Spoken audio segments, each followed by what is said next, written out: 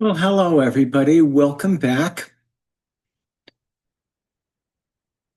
Today's class is on spirit. So we've talked about the two absolute poles of in the ground of being, emptiness and luminosity. And then we've really discussed how luminosity works its way and expresses itself through the vehicle. So luminosity is spirit, luminosity is consciousness, and you know that I use the term synonymously: eros, the creative impulse, the evolutionary impulse. And this light of consciousness is the source, the path, and the goal of all development. So the fire that initiates becoming, the spark that fuses the sperm and the egg, that catalyzes the emergence of two cells from the single cells and differentiates the entire organism to become full in the ninth month, and then to be ready and leave the birth canal to have the umbilicus severed, and that spark of light that catalyzes the reflexive first breath and the inhalation of ancestry, Zhangqi, ancestral qi, to synchronize the rhythm of the heart and the rhythm of the lungs and power the circulation, and to seek for itself as it ascends up the spinal cord in the vehicle through successively higher and more complex views, to have the eyes focus and the ears focus and the fontanelles close in the begin to close in the third month of life, that yang, that fire, that spark that is seeking for itself and pushing its way through matter, catalyzing each successive stage of physical and psychological development and all the pre-programmed emergence of capacity, with sucking emerging reflexively, and then language eventually emerging, and the capacity to walk and to speak and to act, and then to willfully initiate movement, and for that light to be pushing its way up through the organism, through higher and higher, more transcendent views with greater capacities and greater capacity to cognize complexity and respond with greater and greater nuance, until that light reaches a place where it can recognize, where itself, seeing itself through seeing the vehicle drop out of the way, the vehicle of the body drop out of the way, with all of its thoughts about how tall it is and how wide it is and what its gender is and what its role is in life, and then to see through its psychology, to see through all the physical structures, and then to be able to see through the cultural structures, and then to see through all its own assumptions and all its conditioned experience, to arrive at a point where of humility and of wisdom, of depth, where it knows that it can take for granted that it's always seeing through structures. So to be always curious about what those structures are, and to be able to see through the gross and subtle structures, to discover itself as the origin and the path and the destination that it's on, and to recognize that consciousness is primary, that it is primary, that it is the self, and to begin to awaken to its own nature, independent of and untouched by its cultural experience and its life experience. And to be able to just keep dropping and dropping and dropping and dropping and seeing and seeing and seeing and seeing and dropping and dropping and dropping and dropping, and being very interested in the structures that it's embedded in, to put more and more and more focus to wake up to itself and discover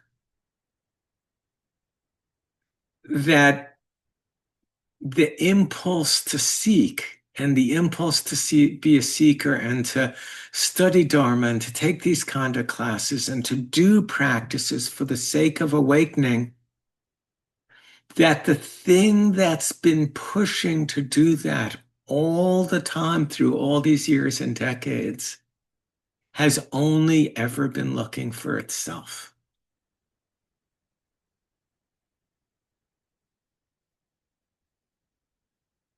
And that it has always known this, although it wasn't apparent to us. In the moment of waking up, we realize this is who I've always been. This is who I've always been. This is who I am. This is all I could ever be, is the interest in seeking, the interest in self-knowledge, the openness to be interested in the situation of being the one universal consciousness that exists, incarnated into a specific body, onto a specific planet, into a specific cultural context at a specific moment in history. And isn't all that interesting? So while we discussed spirit as luminosity as the origin, and we discussed its expression in consciousness and how spirit sees through ego and how it experiences life through superego and how those things repress the unconscious. And we talked about the authentic self as luminosity is the origin of development, and the authentic self as the momentary expression of consciousness, of source in the moment, in the world, responding to life as it is. When we awaken to consciousness, we awaken to these two dimensions of the self, these two very subtle dimensions. So when I talk about physiology, I talk about the gross, and the gross has a lower and higher. The lowest aspect of the gross dimension is the purely physical body, that which after you're dead we can put on a scale and weigh. Then the upper dimension of the gross are the psychological dimensions of the self that reflect back to us our apparent, independent, and separate existence. And then I talked about the subtle realm, and the subtle realm has a lower and a higher dimension. And the lower dimension of the subtle realm is psychology, which is the dynamic relationship of all the parts of the mind to each other. So the protectors and the firefighters and the self to each other, or the ego and the superego and the libido and the id and consciousness and the unconsciousness and memory, all these dimensions of the subtle psyche to each other, and that would be psychology. And then the upper dimension, the more subtle dimension of the middle self, would be the soul. And in the last class, we discussed the soul and looked into that shift from being an ego bound in time and space to an immortal soul with a vast view and a profound wisdom and a profound care for the process itself. And I talked about how when we're in ego, Ego seems very real. For an unawakened person, whatever state they're in the moment, defines ultimate reality. So when people are lost in ego, the sense of being a separate self with incarnational problems and dilemmas that need to be solved, that one is trapped in and suffering in, that need to be taken care of before one is whole, that seems like ultimate reality. And many of us are trapped in that by reason of genetic basis and cultural conditioning for all of our lives. And I discussed that when a person wakes up to dreams and the visionary capacity and discovers themselves as a soul, they can adamantly make the statement that where I travel in my dreams and where I travel in my visions, what I see at night when I dream and in my lucid dreaming, and what I experience in the subtle realm during the day and when I take entheogens, ayahuasca or psilocybin or whatever, that's every bit as real as the physical world, and that's true. And the physical world is waking life. The subtle dimension is dreaming life, visionary life. But just as visionary life deconstructs the apparent separateness and physicality of the world,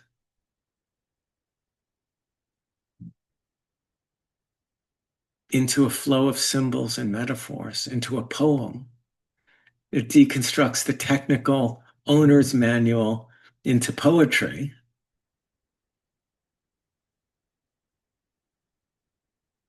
When we talk about spirit, we're talking about dreamless sleep.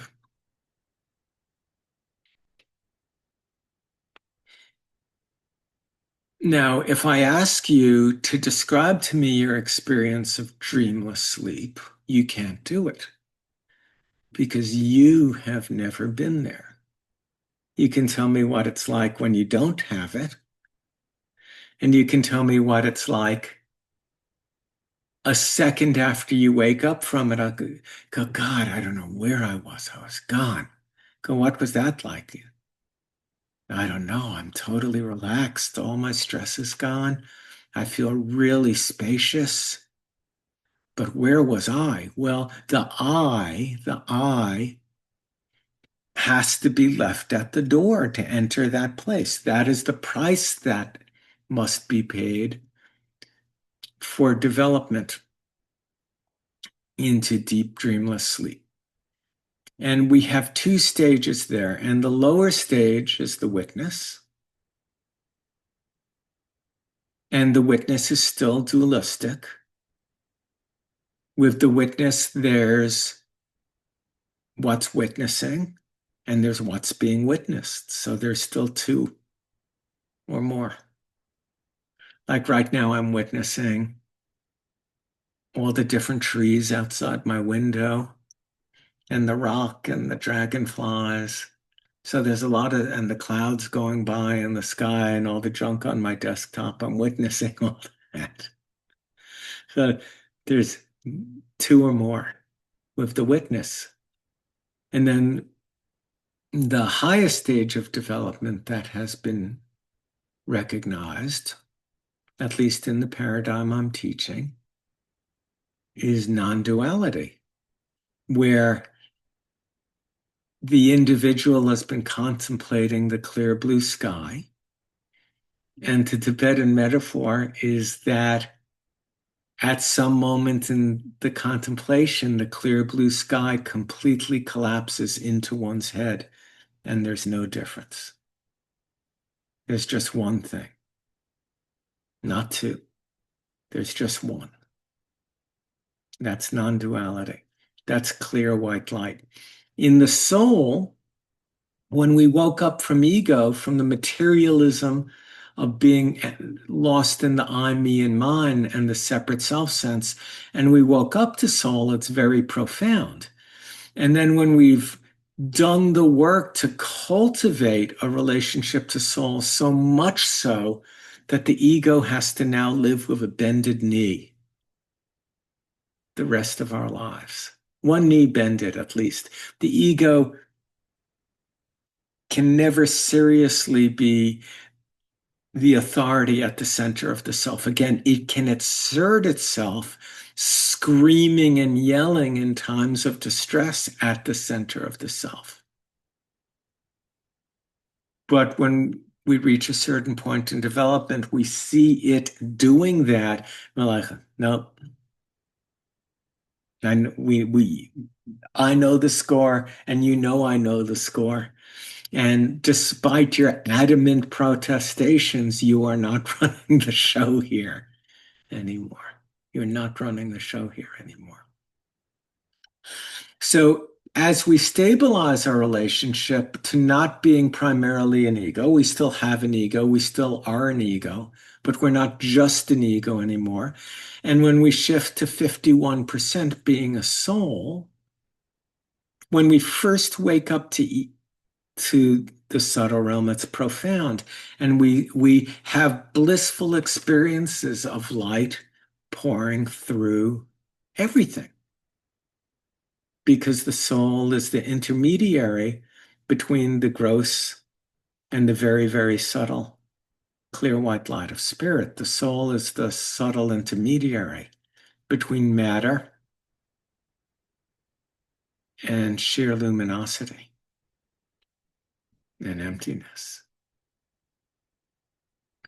And when we first wake up, we have luminescent experiences and can hear beautiful, subtle sounds, subtle chantings, and flashing lights, and just see that everything is alive and that floating in an ocean of consciousness. And we can have these illuminations.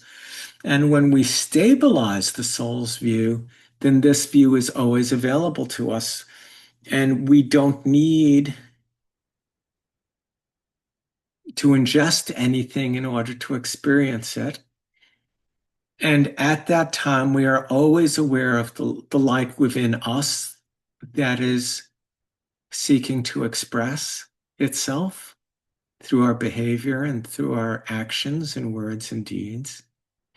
And we're always aware of the presence of spirit and clear white light, Buddha nature, in everything and everyone, regardless even of how they're behaving. Which in the Christian tradition would explain Jesus saying, "Forgive them, Father, they know not what they do." Because he knows the truth of who the Romans are, and can feel compassion for them, just lost in the psychological and lost in the sheer material realm of samsara, of ignorance, of the endless cycle of just birth and suffering in birth and death.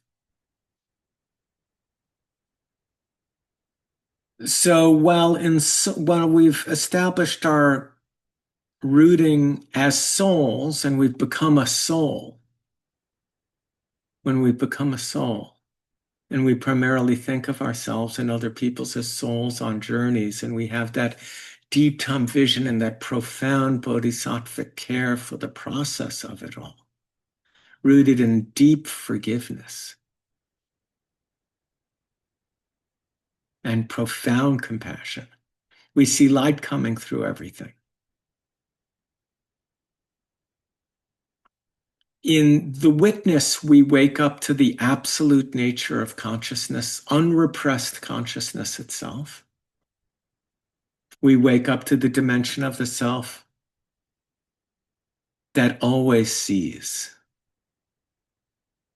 And as we wake up to non-duality,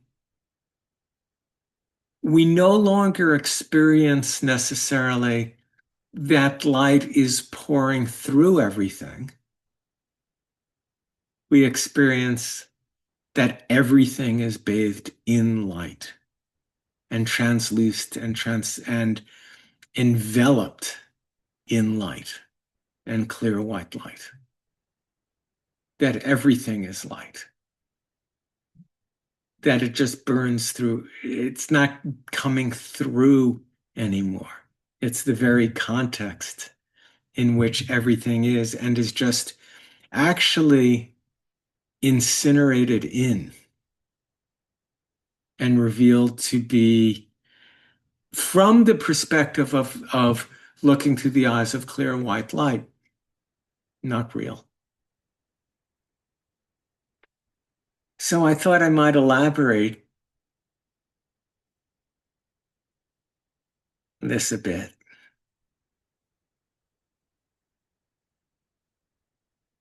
So spirit, light, transluces, shines through. It transluces the soul, the psyche, the ego, the mind, and the body, which are all objects in it. But I want to be clear. Again, I know I just said this twice, and this is a third time. It's not that light is shining through. When spirit transluces, it's that there's an infinite field, and all these things are just transparent shadows within it. At the soul level, you start to see light seeping through everything. But from the perspective of clear white light, there's just clear white light and pale, vague outlines.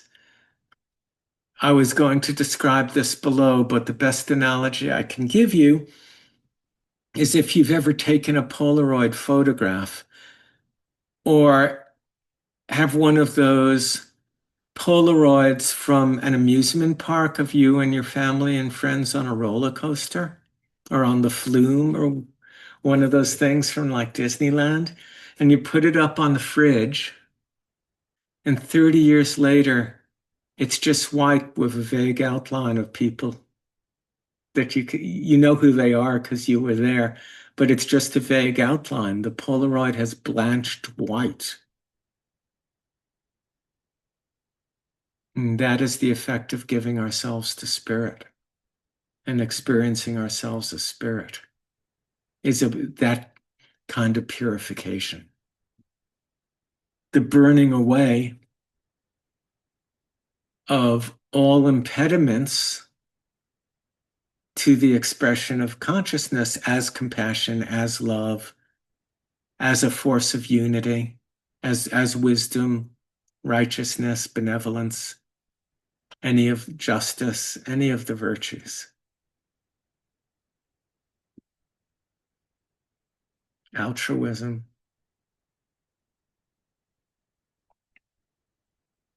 So we're talking about the seventh chakra here, the lower part and the upper part of the seventh chakra. So sometimes when you're meditating and doing, if you do lots of practice, or specifically, if you do it every day, or you go on a retreat and you're doing, 10, 12, 14 hours a day of meditation, 8 hours, whatever, 14 hours of practice a day for extended periods of time, you may start to feel pressure, pressure, pressure at the third eye. And that's really the awakening of the visionary capacity and the awakening of the vision of the self as soul. And on retreats in these kind of experiences, one is generally working with deep structures and in deep waters and working with profound structures within the self, many of which are miasms coming from ancestry. Well, similarly, as one proceeds in practice, one can feel a lot of pressure at GV20, at the seventh chakra. And that pressure is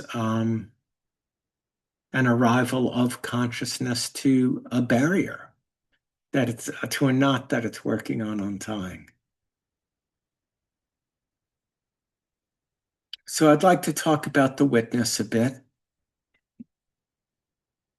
The witness is still dualistic, as I said, because the witness always implies what is witnessed. So there's always two or more. And where there are two or more, there's still fear. And where there's fear, there's desire. And I can tell you absolutely unequivocally that there are many, many, many, many, many teachers perhaps most, if not all, perhaps most, who awaken to the witness and awaken to non-duality as a state experience and get profoundly stabilized in witness consciousness and never move past it into non-duality because they're addicted to the bliss of witness consciousness. And part of a very significant, and these people, because they are stabilized in the very high state of witness, which can generally express itself as profound insight and even love and compassion, an unusual amount of those things. It's still dualistic, and a lot of these people become addicted to the impassionate observer, believing that they're free of karma because they can see it all. They can see it all, and they're free of karma. And any action they take in the world that causes suffering to other people is just the other people's karma. And a perfect example of this is Amrit Desai, who was the spiritual teacher at Kripalu. And it was the largest residential community in North America. And he was running a celibate teaching where he would routinely have people thrown out of the ashram because they were having relationships. And it turned out that he was sleeping with 5 of the women there, including his main assistant, despite the fact that he was married. And when it all fell apart, it caused a lot of pain, a lot of suffering. A lot of people were in their late 30s and 40s who had given their lives since they were 18, 19, 20, 21, 22, had given 20 years of their life to him and to the ashram, working for, $35 a month. And we're now 40 years old. And the whole community blew apart, and they could see the lie, and felt rightfully so fundamentally betrayed. And when he was asked about this by a friend of mine who interviewed him, that aren't there some minimum standards of behavior that a person representing themselves as enlightened should be held to, who's holding themselves out as a teacher? His answer was no. The good is good because it's good. The bad is good because we can learn from it. And my students got exactly what they needed and learned exactly the lesson they needed for the evolution of their own souls at the time, which in his mind completely and utterly absolved him from what he had done. And he is 93 now. And I'm still in touch with him. And as far as I know, he's never demonstrated that he's ever grasped the nature of what happened and what he did and actually really taken full responsibility for it. So the thing is that the position of, how to say this? Okay. When consciousness expresses itself through the first chakra, survival is the base motive. And when it expresses itself through the second chakra, consciousness, sexuality is the root motive. And when it expresses itself through the third chakra,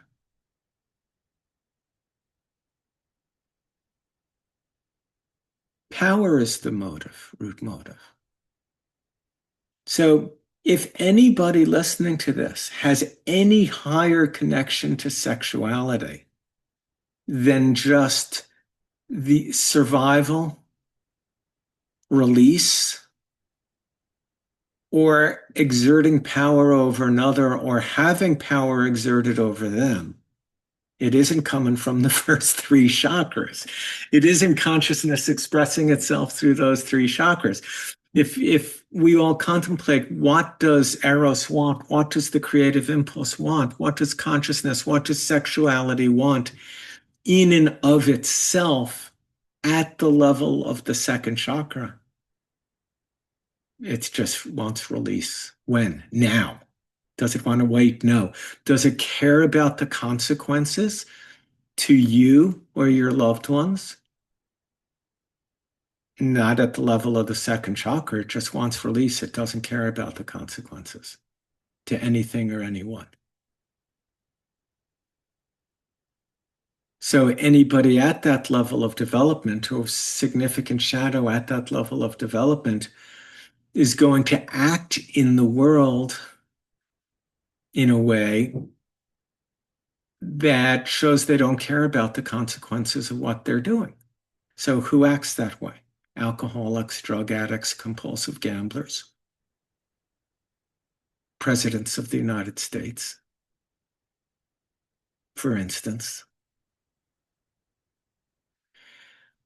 So consciousness keeps evolving higher and higher. When it gets to the level of the witness itself is amoral. It's an amoral view. Just the capacity to witness is amoral, as not as a stage expression, but as a state experience. So I was always struck, if you've ever watched the movie about the Charles Manson cult, who brutally murdered, I think, 5 people over the course of a week, stabbing this woman, I forget the name of the Manson acolyte who did this, but they all took LSD, went to this house and stabbed 3 people to death. And this woman who's spending her life in prison says, we were on LSD and I stabbed her so many times. The woman I was stabbing said to me, "Why are you still stabbing me? I'm already dead."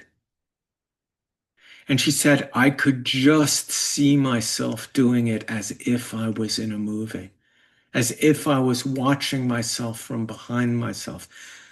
That is the witness. It's amoral. Being awake to the witness and seeing the whole expression through the witness state, didn't have any morality in it any more than anybody who engages in sexuality at the level of the second chakra. We can wake up to any of the states, and any of the states can express themselves at any stage of development. So when we actually get to the stage of development of the top of the bottom of the seventh and bottom of the eighth chakra, I don't think there's any culture there at all. I don't know that any individual has. There are some people who claim that they have data that show that there are some people doing it, but I don't believe any. I mean, just pluralism itself is only 30% of the West, and that's just of the West, not of the whole world. And people at an integral stage of development are 3% of the West, not of the whole world, maybe 3% of the West. So that's just integral, and integral culture is just nascent. It's just emergent. My Deepening Perspectives lays out a vast vision of the integral practice of medicine. We on this call, many of us are creating an integral community together. That's why I do this teaching. That's always been my interest. The first article I wrote in Chinese medicine 40 years ago was on the holographic paradigm in Chinese medicine. I've always been interested in just using the medicine to catalyze the emergence of transcendent culture practically in the world and not in a monastery that could live Dharma in the world. So that's what we're doing at, potentially. So anyway, I want you to get that when we talk about awakening to the witness, you can awaken to it at the first chakra, the second chakra, the third chakra, the fourth chakra. We're not talking about it as stage development, but state. And that state is fundamentally amoral. It just means the capacity to witness. So you all experience the witness. So we can just do a little experiment here. So if I ask everyone here, I want you to call up the oldest memory that you have in life.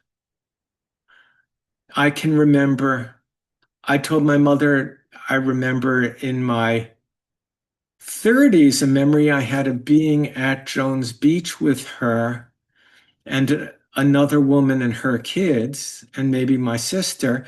And we were on our blankets, and all of a sudden the tide came up and a big wave came and came over everything we had, right up 20 feet up the beach, over everything we had. And I remember my mother and her friend laughing and scooping everything up and grabbing all the kids and running up the beach.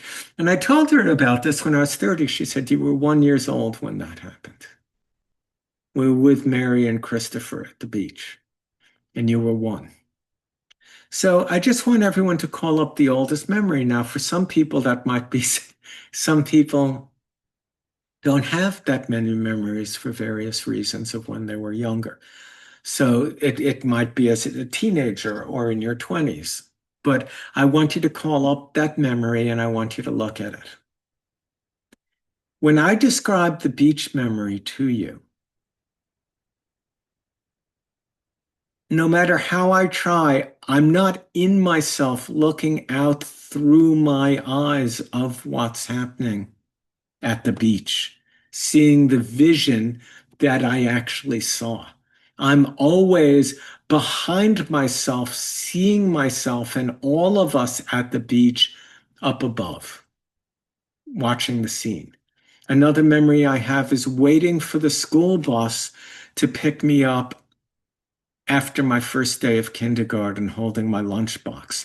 And I can see myself on the curb at the school with the school buses and the traffic circle, but I'm not looking through my eyes out onto that experience. I'm seeing myself there. That's the vantage point of the witness. So it's very important to understand it's not that the witness is immoral, but you have to get that it's amoral. The witness has two capacities, seeing and choosing. The morality, the ethics depend on you. The capacity is just the capacity.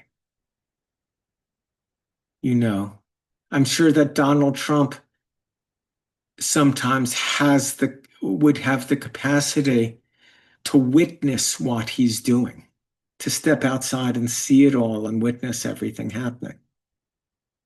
It's not, but he doesn't behave any differently. Because we all have subtle consciousness. We all dream.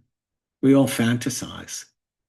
So even if a person's only capacity is infantile wish fulfillment fantasy, they're still awake to the subtle realm.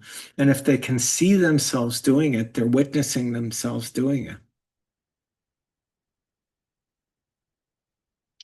So the witness is fundamentally amoral. It's just the capacity to see. And when we wake up to it, part of the experience of enlightenment has many faces, many faces. And one of the main faces is awakening to the witness. And when we awaken to the witness, we gasp and we are shocked. And we can have the recognition, oh my God, I've always known what I was doing and why. I thought that I've been thinking that I was ignorant, but I know why I stole that money. I know why I drink too much. I know why I eat too much. I know why I don't exercise. I know why I'm over exercising. I know why I treat my partner poorly. I know why I did X, Y, and Z. I know why I made this interpretation and that interpretation. I can see it all. The witness sees it all. I can see it all. I can see it all. So, awakening to the witness, we awaken to the pure view of consciousness, which is unrepressed. And we say, oh my God, I've always known what I was doing, and I know what I'm doing, and I'm culpable. I'm not a victim. I've been making choices. Now, many of the choices I've been making were unconscious choices, but there were still choices based on whatever my values were. And my values were repressing and maintaining a sense of being separate and superior. My values were compensating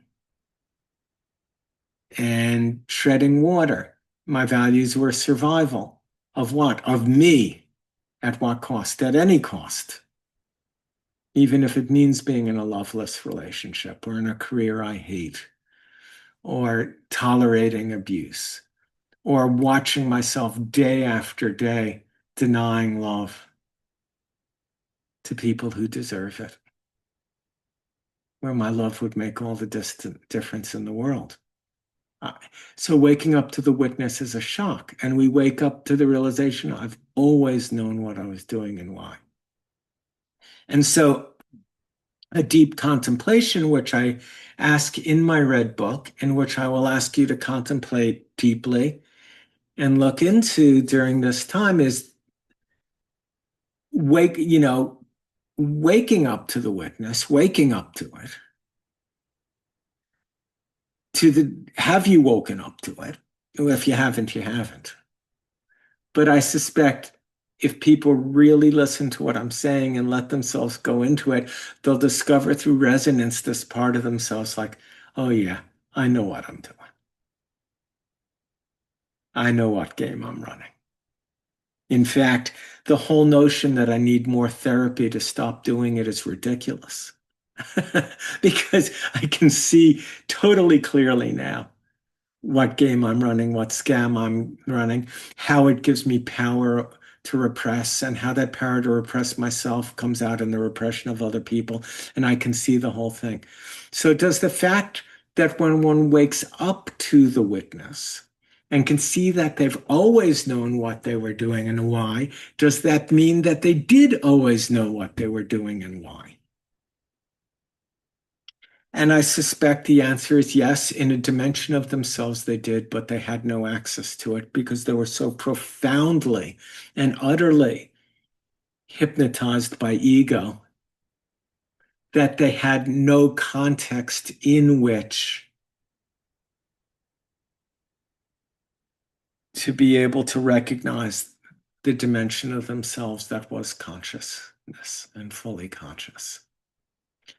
So, part of this awakening to the witness is being able to hold ourselves in a profound compassion for all, recognizing all the harm we've caused out of ignorance, and recognizing we've always, even that we're not ignorant anymore, but we were ignorant. But even when we were ignorant in a dimension of ourselves, in the most real dimension of ourselves, we knew what we were doing. And you can just do this experiment. You can do it with yourself. I'm asking you to do it here. I'm talking slowly. I'm repeating things, leaving some space. It's easier always to do with other people. Is when other people, your patients, for example, are very, very upset and really triggered, and the mind's interpretations are flying left and right to locate them in time and space in some dysfunctional habitual pattern that's creating karma and killing them and hurting other people. If you slow it down, slow it down, slow it down, slow, slow, slow, slow down, step back, breathe, step back, breathe, relax, relax, relax, slow them down, get them off the merry-go-round, get them off the treadmill that they have on the fastest speed, and just slow it down and slow, slow, and give it space. And make what they're going through an object in their awareness. Most people can make it an object in their awareness and begin to look at it from the part of themselves that's objective and free from it. And that's the witness. And then they can see from that part of themselves the dysfunction in what's going on and the suffering that they're unnecessarily creating themselves and other people and in other people.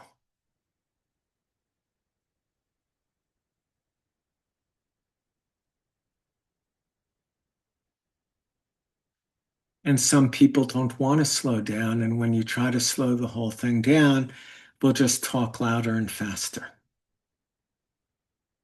That's one of the things the ego does when it's seen and it knows it's seen. It just starts using larger typefaces and more exclamation points to try to obfuscate the obvious. So the witness has two capacities: perception and response, choice. And the one who perceives is the same one that can respond from the same depth they perceive. So, from the depth we perceive what is happening, from the exact depth we perceive the reality of a situation, the dynamics in a situation, the degree to which we can perceive with nuance, we can respond with nuance. The degree to which we can perceive with depth, we can respond always from the same depth and care that we're received from. So there are two practices in this class. I mean, on the outside, there's reading material and there's watching videos and coming to these discussion groups. But the two deep practices are the half-hour of meditation a day, and then attending the intersubjective discussion group. And the intersubjective discussion group gives us an opportunity to cultivate a capacity to speak from experience in real time with deeper and deeper and greater and greater and greater nuance. This spiritual community I was in for 12 years, the last community I was with, this was the main practice. And for most of that time, I meditated 1 to 2 hours a day and did 7 discussion groups a week for 12 years. That was the whole context of communication and the teaching. And so that is just like a really, really deeper than average training and listening with profound care to what are the dynamics in the situation in the discussion group? What's happening? What is my experience in myself of what's happening between us? Where does the experience that I'm having in myself have full union with the emergence between us? How can the 6, 7, 8, 9 people in this group come together as one so that what is speaking is what's listening? And that is a profound exercise in cultivating perception and response in real time to what is. In meditation, the capacity to witness is primary. So meditation is the function of renouncing all relationship, and everything that comes up is just witnessed but not engaged with. And it just arises, but we're not even letting it, we're just letting it go. We're letting it go. We're letting it go. letting it go is even too active because we're just letting everything be just as it is. We're dropping, dropping, dropping, and we're witnessing what's coming up, but having no relationship to it. It can be in arise and fall away, arise and fall away. But when you're riding your bicycle or driving a car, you don't want to be primarily in witness consciousness. You're driving down the highway. Oh, I see all the cars up ahead have stopped. Driving down the road. Yes, the light's gone red. Everyone in the back in the back seat is shrieking. The light's red, the light's red. You go, I see it. No, you want the chooser. When you're not meditating, choosing is the primary thing in consciousness because we exist in relationship to an evolving universe that we have to make choices in relationship to. So in meditation, witness takes over as the primary capacity of consciousness.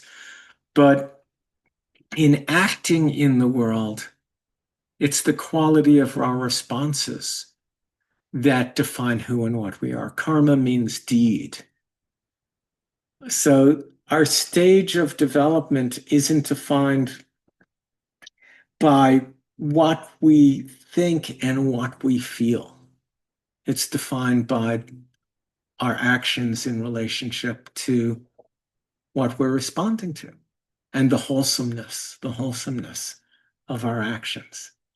The sun is shining on me now, so I'm sitting half in shade and half in light here, which maybe is a good metaphor. Here, I'll turn just a little bit so it's not quite as distracting. Yes, so in meditation, witness is primary, but witness is still important out here in life. So when we're under pressure and we need to make a tough decision, we want to be able to sit in emptiness and sit in the witness and let go of fear and desire to provide that channel for will to connect Shen with Jing so consciousness can interact with unconsciousness and we can act in a way that enacts our life curriculum into the world, our Ming, our destiny, with the greatest possible integrity given what we know. So the witness still exists out here in creation, but it isn't primary. Out here, we're making choices. When we're meditating, we still have responses. So we still have to use will and we still have to make choices. The choices in meditation are sit still, breathe naturally, don't move, sit straight, have no relationship. Sit still, sit straight, have no relationship. Let go. So we're still making choices, but choosing isn't primary. We don't have to solve any problems in meditation. We don't meditate to solve problems. We meditate to let go of the illusion of having problems.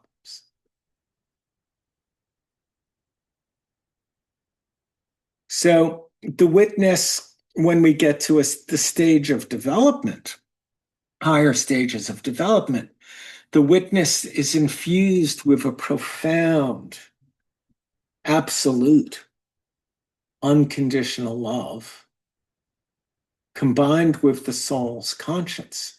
So the soul awakens to this deep time view, giving rise to profound forgiveness and a deep compassion and deep conscience and deep care. And the stepping into the witness, all of that is infused with love absolute. Love absolute is an unconditional love that has no object in it. So it's not, I love guitars, I love my wife, I love my kids, I love my boyfriend, I love my girlfriend, I love hockey, I love horses, I love nature. that is all a love with attachment to a thing.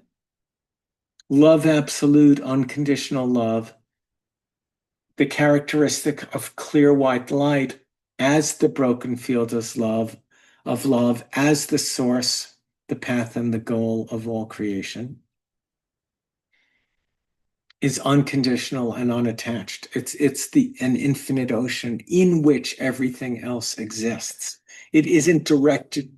It isn't a beam directed towards something. It's the whole thing.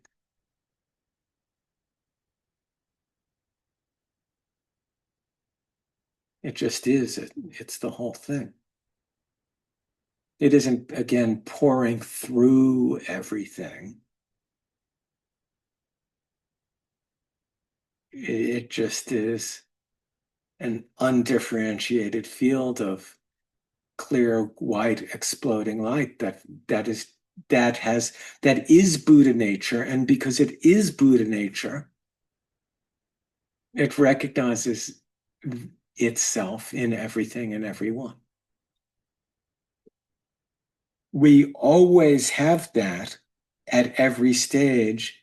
It's just that we don't know it. And then we can have awakening experiences to that aspect of self.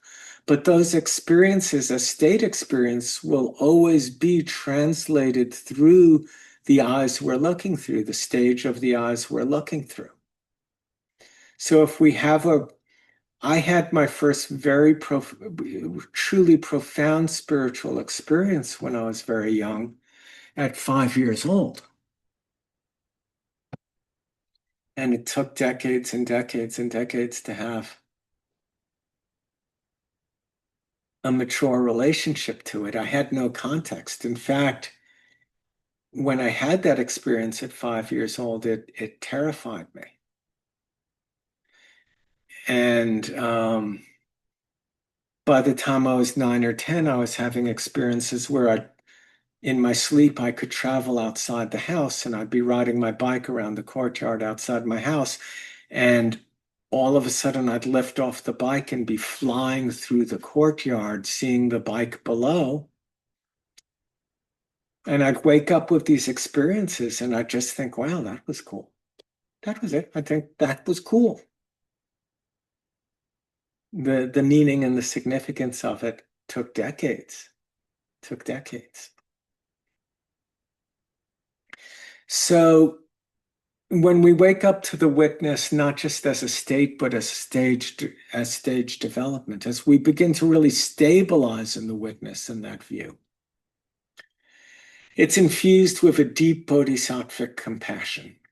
And I describe that as the unconditional loving witness, and it's combined with the soul's conscience, deep time view, profound forgiveness, compassion, and understanding that with the deep time view is that we've all played all roles, and then all of that is just held in the light of love. Because the destination of where we're all going as realized, illuminated beings of conscience, of heart, of love as wisdom, that future that we're all headed toward, that's who and what we actually are right now in the best part of ourselves. And having awoken to the witness and knowing that we've always known, we begin to have the capacity to truly cease repressing and giving up the right to not know, giving up the right to be ignorant in relationship to the most significant choices we make in life that have profound impact on ourselves and others. So the witness informs the voice of conscience. It's higher than conscience is really a voice of the soul speaking to us about our life curriculum and the trajectory of our deep time soul development. And this unconditional love and deep, profound compassion informs the voice of conscience. It's the light shining through it, motivating it, and it's the center of the bullseye. It's the light forcing its way through the soul that the conscience is informed by. What action, what word is going to manifest this light in the world and bring us closer? Make the photograph erase a little more clearly.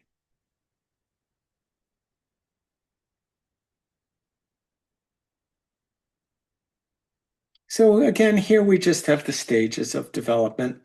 And what's important here, you can read all about this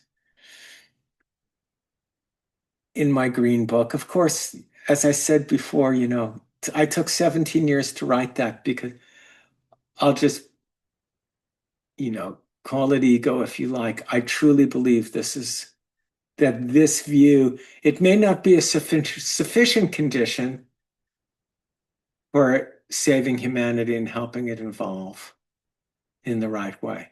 But I do believe it's a necessary condition to have this framework. And I believe everyone here is capable, if they will do a little diligence and actually read my book in order and contemplate it. The critique of this kind of view is that it's linear. That's a postmodern critique that doesn't recognize the existence of hierarchy. This is just a map. The critique of it is that it's a mental rational view. Yes, it's a mental rational view. It's a map on paper. It would be harder to demonstrate the principles I outlined in my book with a contact improvisational dance. Now, I'm not knocking contact improvisational dance, but this book is art of the mind. It's jazz, well explained, jazz harmonic theory, in a sense, well explained. It gives a form for creating a flow that is free. And when people at certain stages of development look at things like this, all they can do is turn them into prisons, but it's not a prison for me. People at a certain stage of development turn all ladders and staircases into prisons. It's just a map. Anyway, the important part of this map is that through all the stages, pre-personal, personal, and transpersonal, and through all the stages of ego evolution, from being an archaic ego to a body-identified ego, to a mind and psyche-identified ego, to being a self-actualized ego, to being a soul, to being a witness, and ultimately non-dual spirit itself. All those stages of development, and every one of them exists within the causal, which is the very subtle spirit, within the subtle, which is psychological, and within the physical, which is gross. They all have gross, subtle, and causal dimensions to them. So the single cell fetus that's fertilized has a causal, subtle, and gross dimension to it. It has an energy field, which is subtle. You could take a Kirlian photograph of it and see the glow around it. It has a subtle energy field. And so too with every stage of development. A 3-month-old baby dreams, so it has a body, it's dreaming, and it has dreamless sleep, so it has all three. That's just what we want to notice here. So we can ask the question, we awaken to the witness, but then who or what is witnessing us? Now, this is very interesting. In my experience, and the way I think about things and the way I interpret them, and it's not just a mental, rational interpretation, it's decades and decades of cultivational practice and deep contemplation and observation, is that early on, early people who perceived the witness at the early childhood stages of humanity, which were magic to mythic and mythic, projected the witness externally as at magic stages of development, the souls of our ancestors are watching everything we're doing. At mythic stages, the one God is knowing everything we're doing. At the mythic stage of, Santa Claus, he knows when you are sleeping. He knows when you're awake. He knows when you've been bad or good. That is all a projection of the witness externally as watching us. Now, it is my contemplation that actually the witness is the highest dimension within the self, just short of a trillionth of a millimeter away from non-dual. And it's us. It's us. And there's one witness, one consciousness in all the universe, in all the multiverses, through all the black holes, as big as you want to make it, as big as physics makes it, infinity times quadrillion, googolplex. My son, the biggest number my son used to say when he was a little kid, he'd say, googolplex times infinity. I'll make it that big. A number of universes through black holes and all of it. There's one witness. There's one consciousness through all of it, and one witness. And that's what we're tapping into. But it is filtered through our own cultural structures and our own understandings. So I had experiences in deep meditational states and also on entheogens as being in a room surrounded by thousands of candles, and each candle was a point of light, and each point of light was an eye, and I was being seen. And I think it was, I can't remember if it was Kafka or who's the founder of existentialism? Can't remember at the moment, bad with names. But the quote is, when you stared into the abyss long enough, the abyss starts staring back. That's the witness. And so we can have the experience of awakening to a witness within the self, but there is just one witness. This witness is projected externally in the traditions as those who will judge us after we die. But this is a projection. It's a projection externally. And awakening to so my experience with death, which I've experienced psychically, I don't even know, soul level, I don't even know how to talk about it, but in the subtle realms, I've experienced death both in dreams and in long meditations, like 12 hours or 24 hours, or on long retreats where I'm doing 14 hours of practice a day for 10 days. And also, again, on entheogens, I've had the experience of dying, or what I imagine is the experience of dying, since I can't say for sure.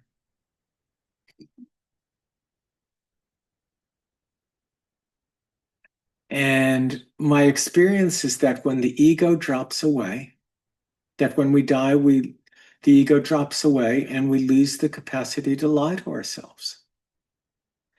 And we see the outcome of what our incarnation would have been if we had just lived up to the highest that we knew, versus what the actual outcome of our incarnation was for us in all of existence. and all we can do is look at it. And we can see the gap, but we can't delete ourselves, but we no longer have a body to change, to take different actions, to rectify things.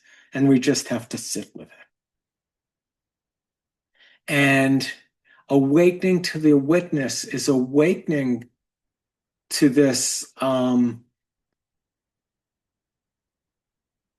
facility of profound care within the self that will not repress, and it just sees and it holds everything, and it holds it's projected as judgment day, but it's actually not judging. It's just seeing, and solemnly we know that it knows that we know that it knows that we know that it knows that we know that it knows. And all we can do is sit with it. So it gives a profound sense of being a soul and being accountable. Accountable to who? Well, accountable to everything and everyone, but also not very casual. I once invited two relatives of mine to come hear a spiritual teacher speak. And they said they were coming and they didn't show up. And they said, we met two people we knew on the street outside and decided to just go out and get drinks. And she said to me on the phone, look, I'll get enlightened when I'm dead. No, when you're dead, you're going to keep doing the exact same thing you're doing right now for the exact reasons you're doing it right now. That's how it goes. I'm reasonably sure. And so instead of waiting till we're dead, which is a very cynical, childish, and irresponsible and casual way of looking at oneself and one's life, the goal would be right here, right now, to begin living life for that moment, so that when that moment arises, conscience is clear.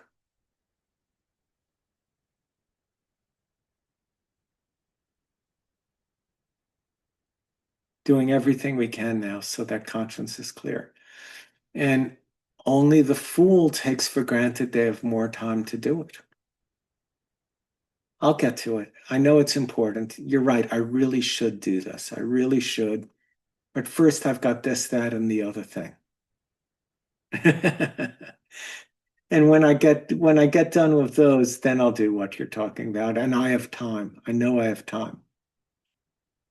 Go, well, how long do you think it'll be till you get to it? I don't know. It's not up to me. It'll happen when it happens. I'm just going with the flow. And in this case, just going with the flow means taking no responsibility whatsoever. It's the postmodern casualness about all spiritual endeavor. It's great experience. I love the experience, but I've got time. It's all so interesting and fun. But when it comes to living with accountability to that moment and clearing up all the karma right now, the karmic line stops here. Too much for the ego. So what does it mean to renounce the right to be ignorant? We're always going to be relatively ignorant and relatively enlightened. Every human being is relatively ignorant and relatively enlightened. Be nice to get to 51% enlightened. That would be a world of difference. So you can contemplate, what does it mean to renounce the right to be ignorant? What does it mean to cease repressing? What does it mean to live with full accountability to that moment, so that right here, right now, we're living in a way that the karmic line ends and our conscience is clear?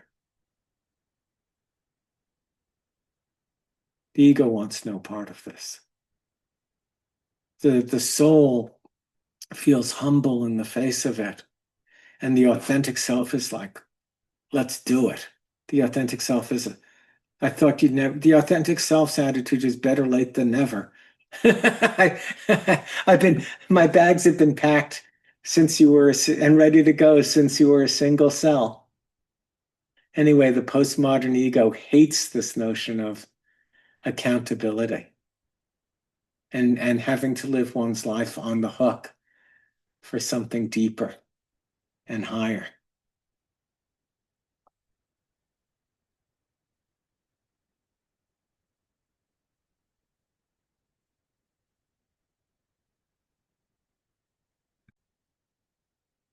Okay, hi. So we've covered some of this slide, the conceptualization, or not just the concept, but the experience of spirit as clear white light.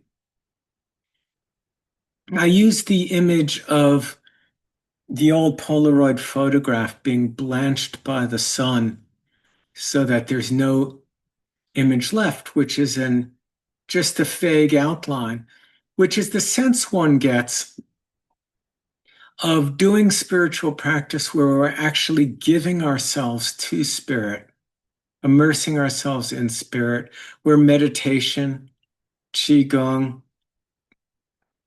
everything, making love, all relationship becomes just an act of giving, giving, giving, giving, giving, giving, giving. That's the Bodhisattvic view. And one of my teachers described meditation as letting the ego burn in the fires of the absolute. And it's not that we're not going to have an ego. I've been very clear on that ego is a necessary structure and a stage of development within the self. And that no structure, if ego were to disappear, it would be the equivalent of the middle floors of a high-rise building disappearing while everything above it's going to collapse.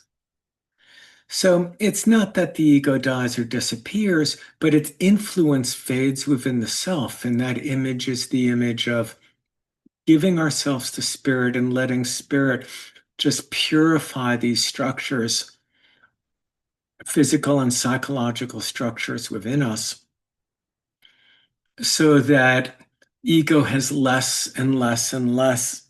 The separate sense, the separate self sense has less and less and less of an input to our actions.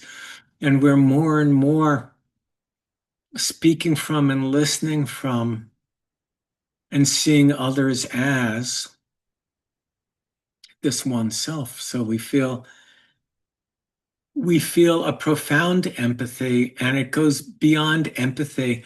Empathy is the feeling what another is feeling. The sense of being unified in spirit, going beyond empathy, is it's not that one is feeling what one is feeling, because feelings are relatively exterior. It's the knowing of the perceived other in this different body, in this individual mind, knowing them beyond that, beyond even the differentiation of soul, recognizing them as self, as coming from the same route, traveling the same path, and headed toward the same final destination. So another image like this old photo is if you consider what it's like to look at the sun and just going blind in the face of the sun. The ego is the part of us that doesn't want to make eye contact, real eye contact, sustained eye contact, deep, meaningful soul gaze with another human being. Because in that soul gaze, there is a recognition of the one light within oneself and within the other that dispels the ego's pretense of being a separate individual ego. So the ego in the presence of spirit blanches, and it's just overwhelmed by spirit. And in the face of spirit, it becomes cynical and can be quite forcefully and aggressively resistant and prideful, declaring ultimately, this is just too much. I knew it was big. I felt it was big. I was attracted towards spirit, but I didn't realize the flame of it was going to consume me. I didn't realize the absolute demand of it, the absolute demand of it. So that absolute demand again is love without an object. It's not love of this or that. It's love itself. And looking to get to know spirit, just look into the nature of love itself without attachment, without attachment, without ownership, without look at the nature of all-consuming love without the I, me, and the mine. So in practice, practically speaking, the absolute just manifests as I mean it. A person is absolute when they mean it. So again, you think of postmodern parents, they tell Johnny 30 times, 50 times, 600 times, 10,000 times, don't hit your sister. Or they tell Patty, don't hit your brother. And then they say one more time and we're canceling your birthday party. If you hit your sibling one more time, we'll cancel your party and you won't get any presents. And then Johnny and Patty eventually lash out and hit, and you go, no more presents. That's it. We're canceling the party. And then for 4 days, oh, please, mommy, please, mommy, please, mommy. I'm really sorry. I'll never do it again. I promise, I promise, I promise, I promise. And ultimately, the party isn't for your kid. Ultimately, the party is for the postmodern parents to have fun and get together with their friends and play with their kids. And they want to have the good time. And they've been looking for it. So they go, okay, if you promise. And what they're teaching the kid is, I don't mean anything I say. I'm always going to back down. If you just plead enough, there won't be consequences. And they're just reinforcing the very worst part of the child and making the child realize, teaching the child that your parents don't stand for anything. We don't really believe in what we say, and we're hypocrites.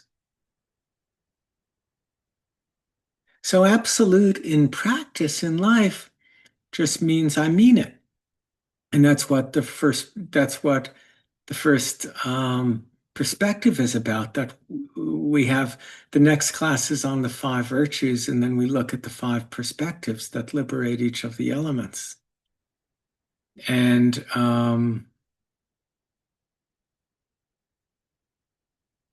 the first one is just fixing the will, putting our stake in the ground, which is I mean it. I have recognized myself as consciousness. I have recognized myself as love. I've recognized myself as the motive toward deeper and wider and higher depth and integrity. And I am that. I am that force. I am that motive. And my stake is in the ground. And I mean it. And I mean it means at all times, in all places, through all circumstances. I choose for the true, I choose for the good, I choose for the beautiful, I choose for integrity to this realization. And I mean it. And that's just what absolute means practically in the world. So meditation is an absolute practice. I'm not moving. And when I don't move in the face of all my experience, in the face of all the forces within my body and my psyche to compel me to not let go, to not be free. When I don't move from my intention to be free, and I put my stake in the ground, I can awake to a face of revelation in spirit. And, there are many faces. We discussed the witness. And another face is just nothing moves. We can see nothing moves. I remember after a meditation, sitting 3 hours with my last teacher, and he had come into a room. We had all the students worldwide on video. watching. So about 150 of the most committed students, and about 40 of us were in a room with him. And he said, okay, we're going to meditate for 10 minutes and then I'll give a teaching. And he sat down and he got up 3 hours later and left. And it was just very powerful. And it was late at night, it was about 10 at night and dark. And I got on my motorcycle to ride home and nothing was moving. And I took that bike up to about 105 miles an hour. And it's like, oh my God, nothing's moving. And I went running the next day. I ran 7 or 8 miles with a friend and we were talking and I was just telling him I can see that nothing moves. Nothing moves. Because you're so rooted in consciousness, so rooted in what the Tao Te Ching calls the eternal, the Chang, the constant. The center consciousness is that one point in a single, infinite consciousness exists in one moment of time and a single moment and a single point in space. And all the trillions and gazillions and googleplexes of infinite universes and black holes and time tunnels and all the things, all of it occurs in a single point in a single moment of time. And there's only one moment of time, and we are there, and nothing ever moves. On the one hand, it transforms and it evolves, and all that happens with no movement at all. It's in it all, everything that's transforming and changing is happening in a field that doesn't move. And then we can see from that perspective the view of the Bhagavad Gita, which is that all of material existence are just faint ripples on an infinite ocean of timeless, spaceless stillness and silence. And this light of spirit infuses that. And we are all there together, and there's just one consciousness, and all separation is illusion. And so the ego is revealed to be as real as anything, but also as illusory as anything. And we can see from this perspective of spirit, unmoving spirit, that the entire universe is both born and dying in every single moment.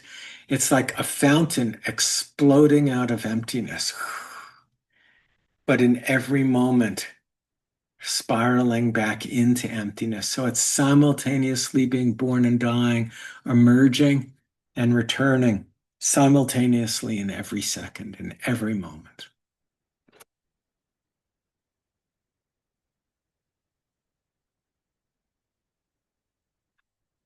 So the witness is the last refuge of the I sense, the lowest part of the higher subtle. The witness is the last refuge of I. As long as it's a trillionth of a millimeter away from non-duality, there's ego. And people get addicted to the bliss and the ecstasy of being so close to heaven, but still a separate I. So this teacher I told you about at Kripalu, my friend asked him about 20 years later, what's the one thing you most miss about Kripalu? Now, remember, this was the largest residential community in North America, 350 people living in a building full-time. The man had thousands and thousands and thousands of students all over the world. People had given their life to him. And his answer about people were trying to create heaven on earth. And when she said, what's the one thing you most miss? He said, my daily massage. He would get a 2-hour massage 7 days a week, every day. My daily massage. So there can be a profound addiction. This is the last addiction. The last addiction of is the last addiction of the witness. The witness is right up there. Kidney 27 is storehouse, and storehouse is the storehouse consciousness.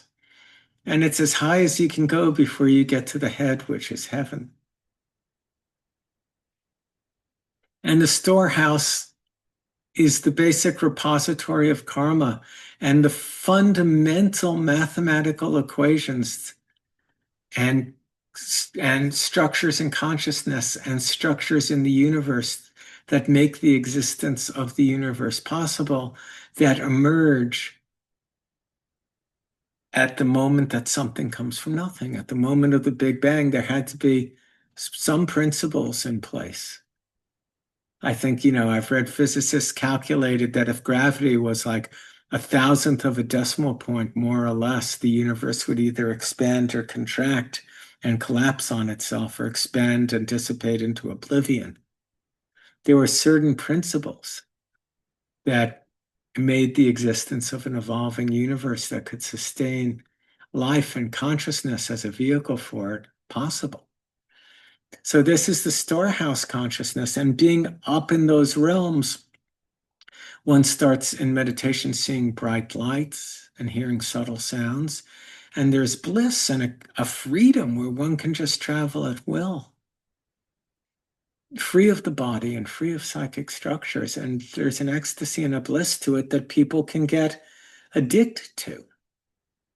And we make the discernment between Shen, self, and spirit, small s, and large S.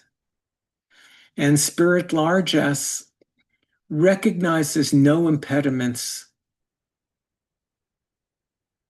to union. It recognizes no separation. And if we were to state its imperative, the realization of spirit to us reveals to us that my life exactly as it is, with my body and mind and experience exactly as they are, is the perfect vehicle for expressing spirit right here, right now, in my exact condition. No more time is necessary. Nothing is in the way, no excuses, no more time is needed. So the seventh chakra, the top of the seventh chakra, spirit is the conjunction of the highest state and the highest stage of development, as far as we know. At the moment, this highest state and the highest stage have come together in a union. So spirit is just this absolute that all we can do is fall to our knees in front of, that just completely and utterly overwhelms the separate self sense, where our experience is to fall to our knees, for the heart to break open, and for our relationship to experience to be not my will but thine. You are everything, I am nothing. You are everything, I am nothing. Everything is for you, everything. All the capacities in my body, my mind, my heart, my soul, everything I've experienced is for you. Every capacity I have is for you to use to enact your will in the world. And this results, if we give ourselves to this sincerely, in a kind of transparency, and a transparency of motive, and a transparency of action. And it's a lot to be inspired by, and it's a lot to aspire to. But the most important thing is to take it out of the realm of philosophy, contemplate it, and really let it rip and go all the way in it until one is doubtless. And it's the doubtlessness about this which is the foundation of the teaching I'm given, the doubtlessness of light, positivity, and love as the source, path, and goal. The utter doubtlessness. And then there's a lot of work to do in the face of that as we aspire to that at deeper and deeper and deeper levels. And there's always going to be a part of us which wants nothing to do with it and is completely and utterly overwhelmed by it. And that's rightly so, because it is overwhelming. And part of living in spirit and as spirit is the choice to live in a state of constant overwhelm. People always tell me, I'm just trying to hold it together. I'm just trying to hold it together. And, in the holding it all together, there can be a lot of repression and compensation, displacement and avoidance. Now, if you don't have a well-structured ego, holding it together is good, because you're not going to move toward transcendence if you let go. You're going to regress into a psychotic, borderline, and infantile state. So if you're borderline, if you don't hold it together, if you're borderline, the best you can do is to hold things together. But most of us have pretty well developed egos.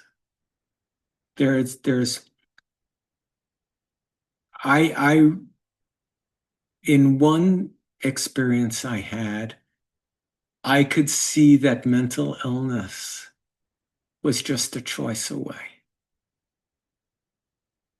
I could literally was so overwhelmed and so freaked out by the absolute demand of spirit in the face of my very significant ego, that I could see that going mad would be one way out of the dilemma. And on the spiritual path, the three great impediments are: people get weird. We all know people who pursued spirit, had some big experience, and got very weird, unrelatable. Other people go mad. And then for most of us who don't get really weird or go mad, the big impediment is becoming proud. That the ego steals the entire influx of energy that comes from realizing ourselves as spirit to inflate itself. And the ego thinks it's enlightened. And that's happened with many teachers. It's happened with a great, great many teachers. And a significant part of responsibility for that lays with the students, who later blame the teacher and crucify the teacher, but they're the ones who kept telling the teacher, you're perfect. You're the living incarnation of the absolute. I owe you my life. You can do anything you want with me. You're perfect. You're perfect. So there's a lot of dysfunction and a lot of collusion that can go on in pursuit of spiritual endeavors.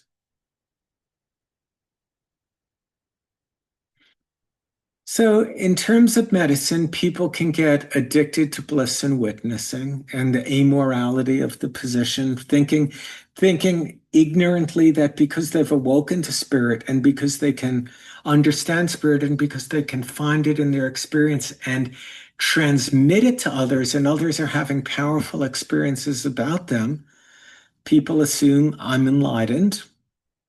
I have no more ego. And they just bypass their shadow in a state of bliss and ecstasy, and then they give out bliss and ecstasy and transmission to their students as though it were a drug, and encourage the students in any degree to any degree of projection, and this isn't just authentic spiritual teachers. I mean, J.R. Worsley, who I studied with, there were no limits on the degree to which he would allow and encourage students to project on him. People would ask, are you the reincarnation of Huang Di? And he would just raise his eyebrows as if to say, do you even have to ask? I once asked him, do you use astrology and the position of the moons and the planets to plan acupuncture treatments? Because I knew this was a thing in classical China. And I knew that Dr. John Shen did it. in New York. And Worsley looked at me in front of a class of people and smiled and said, "It is my greatest hope that someday I have a student advanced enough to teach this to." And I related this to a teacher of mine named Jonathan Clade at the time, and he burst into a laughter and he said, "Next time you're in a field with JR, during a full moon on a cloudless night, see if he can point toward it. Ask him to find the moon and see if he can point toward it." And he was just making the point that there was absolutely no degree to which JR would not encourage people. And there's no degree to which his leading students will not stop feeding the myth of who and what he was. And I guess, and so it goes.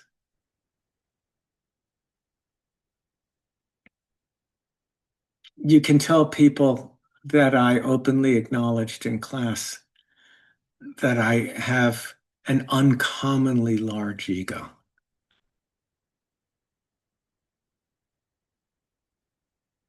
So people can become proud, and the whole influx of energy that comes with spiritual awakening can create ego inflation, pride, and even mania.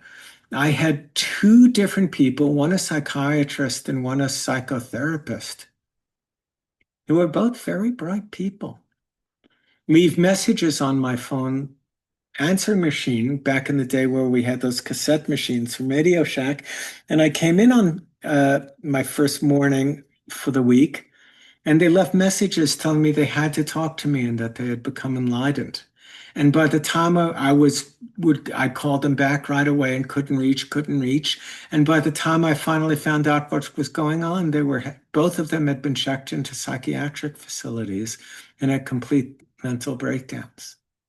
And there's a very good article and book written by Stanislaw and Christina Grof on this called Spiritual Emergency, where they contextualize the difference between authentic spiritual experiences, which are transcendent, and borderline people breaking down and having psychotic episodes that are regressive in nature, and how medical professionals aren't trained to tell the difference and generally respond to every experience a person's having of a truly transcendent nature as if it were a manic or psychotic break by sedating them and doing all sorts of horrible things, which are just going to shut down and repress and reinstitute repression.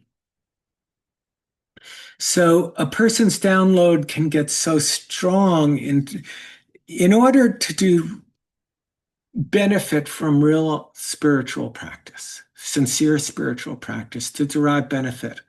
One has to have a healthy body, be doing physical practice, healthy nutrition, a healthy mind, and a philosophical context, as well as trusted partners on the path and an experienced guide who has traveled the terrain that the seeker is traveling with some degree of victory on the other side of it that's stable. And these are hard things to come by. And a lot of people who are sincere seekers think I just need a little more LSD, a little more ayahuasca. If 40 minutes of Qigong a day, if 20 minutes twice a day is good, I bet 6 hours is going to be really good because I'm really serious. And if 20 minutes of meditation is good, well, then 14 days straight of 14 hours a day must be better. And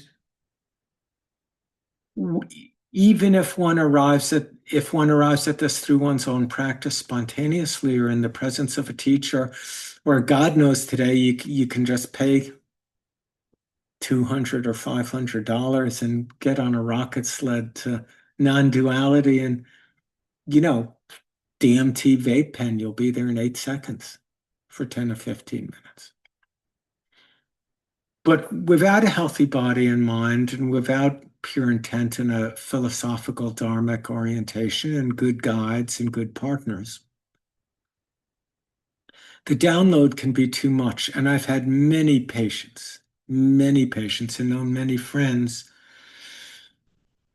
1 gram wasn't enough, and 2 grams, and then if 3 grams was good, 5 grams was going to be better, and then 5 grams every day for a week was, and and it's just they get these, it's just too much, and it overloads the nervous system, which is the body, and people get Tibetan wind horse conditions. They get muscle twitches, they get eye spasms. They get electricity, like electric jolts moving around in their head. They get tremors. The Shen gets scattered and they lose their focus and they get disturbed and they can start getting weird and they can start becoming mentally ill or get very, very deluded and very proud. So, as the last refuge of witness, as the last witness as the last refuge of ego, and an individual who's having a higher state witness and non-dual experiences, as one stabilizes spirit, one can get addicted to it, not resolve shadow, the earlier shadow, and we went through this for 10 months in my shadow class, which, by the way, I'm giving again next September 26th, which I'll probably give it again after that in 5 years or so, God willing, if I'm still around. I love that class. I think it's the best class I ever taught, other than hopefully this one, since the movement is straight ahead. So what is the last addiction? The last addiction and allergy a person gets who's at the witness state but not letting go. I talked to Amrit Desai, big fellow at Kripalu, and he said he never let go into non-duality, into final enlightenment, because he was just too attached to having all his food cooked for him and his 2-hour massage every day and being the center and all the adulation that he got as the center of attention. And when I said, Gurudev, what about enlightenment? You never talk about it in your teachings. His cynical answer was, well, it would be like holding a carrot out in front of, for my students, it would be like holding a carrot out in front of a donkey who is never going to get to it.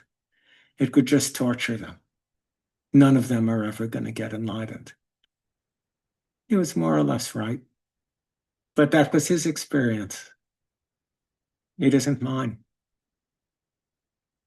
It isn't the experience of anyone who's, who had a real teacher. But what does that mean? He was a real teacher.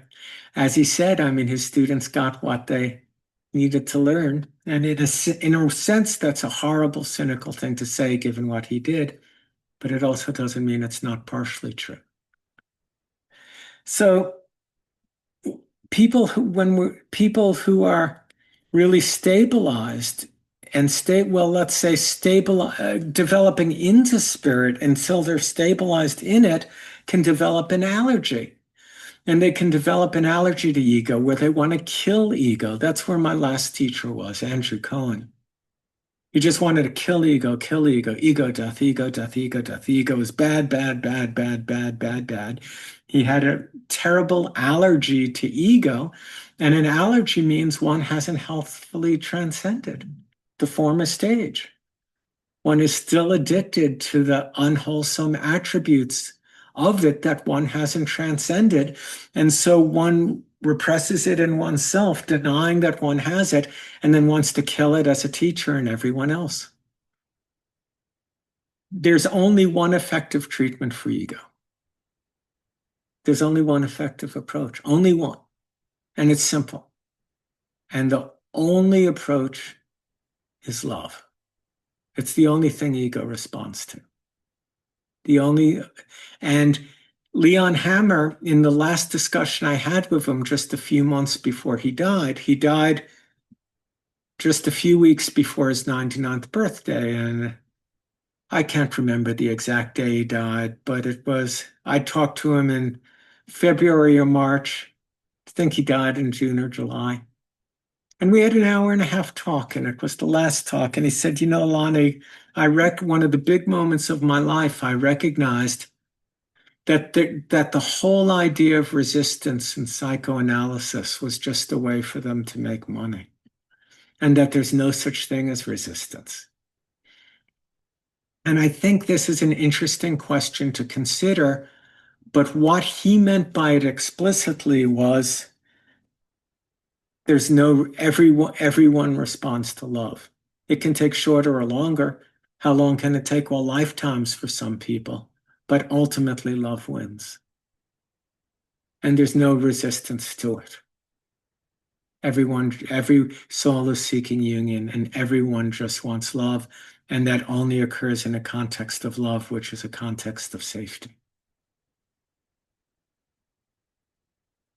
So people who are not healthfully consolidated in witness and in non-duality can develop an allergy to the ego, where they want to kill ego, an allergy to the body, where all kinds of ascetic practices come into play, where they're torturing the body and starving the body and whipping the body and doing all manner of things to the body. People develop an allergy to shadow, and they think that because I can assure you, which if you studied with me, you've heard me say this time and time again, but I want to impress it. You can meet people who your heart can explode and your mind can explode, and you can experience non-dual awareness in their presence, exploding in an infinite ocean of love and pure white light and goodness. And they can be filled with shadow and very significantly morally corrupt. And it's a myth that enlightened people are corrupt and have transcended shadow. It isn't true. The most wholesome thing any enlightened person could ever tell you is that they take for granted that they still have shadow yet to uncover. And they're interested in finding out what it is, and they can only find that out in relationship with other people. They're not omniscient. So people become allergic to ego, body, shadow, to psychic complexity. By psychic complexity, I mean, for instance, when we have initial experiences of non-duality, on a retreat, we go on a retreat for 10 days or 2 weeks. We're meditating, and hopefully having a enlightened and inspiring teacher teach, and they're creating the context, and we're all creating the context to drop ego. Let go, let go, let go, engage from spirit and in spirit. And in the non-dual experience, as it begins to fade, we start to experience an allergy to psychic complexity. What that means is as the LSD wears off, I remember, you probably heard me tell this story before, my friends and I would be beautiful summer day and we're on a dock in upstate New York and we're taking LSD and listening to the Yes songs and the Beatles on the radio and everything. All you need is love, and everything's so beautiful. And we're all telling each other, I love you. I love you, man. I love you so much. We're such good friends. And the drug starts to wear off, and at some moment, everyone goes and gives each other, like, you feel the boundaries coming back up. And then all of a sudden, you feel like you're closing down. And did I say too much? And you start to feel shame or embarrassment from everything you revealed. And that kind of allergy to psychic complexity can also come up when the boundaries of ego start to reinstitute themselves. Even we, from the non-dual standpoint, even saying like pen or car or cup is painful because it seems unnecessary because there's only one thing. From a spiritual perspective, there's no reason to pray before you eat because you're already living, because spirit lives in with both knees bent in constant gratitude and in constant service. So prayer just seems like a completely unnecessary thing to do because the entire context of preparing the meal, sitting at the table, it's all occurring in an infinite field of love and gratitude. So all these rituals are sort of painful. So there can be an allergy to psychic complexity, and there can be an allergy to culture of wanting to get away from all of those people with egos and psychic complexity and shadow who think they're their egos and think they're their bodies. And thus the Chinese sage is the character here, Xian, the character of a man, or the Chinese said man, but we can say a person who goes to the mountains, right? So here's the mountain. So a person who's left culture to go to the mountains is a sage.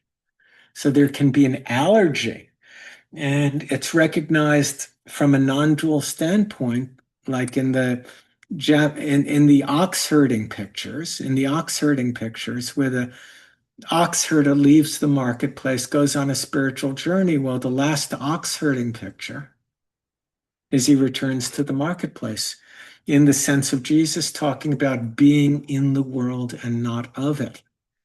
So in this teaching particularly, this teaching is in the lineage of Ramana Maharshi. So Ramana's main student was H.W.L. Punja, and my ex-teacher, Andrew, became enlightened with H.W.L. Punja. And Andrew became enlightened at 30 years old, the day he met Punja, and Punja spent 2 weeks with him and said, "You're ready, go teach." And Andrew died of a heart attack 39 years to the day from the day he met Punja. There's something deep in that, something very deep and profound. So Ramana's teaching was nothing is in the way, there are no excuses. Enlightenment is right here, right now. When Andrew met Punja, Andrew looked at him and said, "I've traveled all over the world. I've meditated 12 hours a day for weeks and months straight. I've talked to every enlightened person I can find. I do yoga every day. I want to get enlightened. It's the most important thing." And Punja looked at him and said, he had a tear in his eye and looked at him and said, "Don't try too hard." And Andrew didn't. And it all happened. Because it's all the trying can be, all the seeking and all the trying is just displacement for who and what we already are. It's the whole notion of trying to get somewhere and trying to become the person who's enlightened is in complete antithesis to the fact that the part of us that is spirit is the part of us that is seeking, and then it just gets lost out in the material world seeking, and the great revelation is, I was only ever seeking for myself. And David Bowie said that aging is the miracle whereby one gets to be who one was always meant to be. And all spiritual awakening is really finally letting go of everything that we're not for the sake of the emergence of all the best parts of ourself coalescing into one coherent self. And that's who we are right here and right now. So here are the assignments. Read these 4 pages in Deepening Perspective. Read chapter 29 in Deepening Perspectives, which is 30 pages. Contemplate how much fidelity do your actions have to the witness, to your highest and deepest knowing of what's true. How often do you take the position of being confused when you actually know deep down what the most wholesome response is to a challenging situation? How much space do you leave yourself to do the wrong thing when you know the right thing to do? And how quick are you to justify it by with notions like I'm a victim, which means I had no choice. I had no choice. I had no choice. So how willing are you are like here to just slow the whole thing down? And how close will you get to the reckoning of how well to the fire of the reckoning? How close will you get? How much will you let yourself burn in the fire of the reckoning of I know who I am. I know what I'm doing. I know why I'm doing it. I know what I should be doing. And the karmic line ends now. And if you're not doing that, then how fair is the estimation that all the rest of this is just entertainment?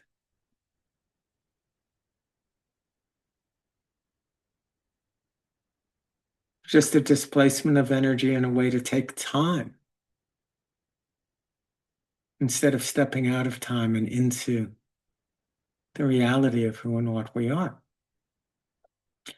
So I would ask you, what is your experience of a care so great that it's overwhelming?